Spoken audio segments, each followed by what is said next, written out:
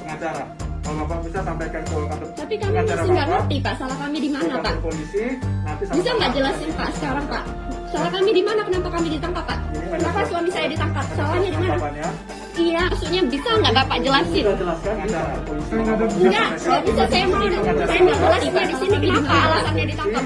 Bisa nggak jelasin Pak? Jelasin di sini dong Pak. Kami di mana? Kenapa saya berhak ini dong? Kenapa suami saya diterima penjelasan? Alasannya apa? Kenapa ditangkap? Alasannya apa Pak ditangkap? Pak, alasannya ditangkap apa Pak? Pak, tolong jelasin dulu Pak. Alasannya ditangkap apa Pak? Dari polsek ini. Tolong dong Pak, jelasin dulu Pak. Kalau dia ngomong kita akan perintah. Akan ada perintah.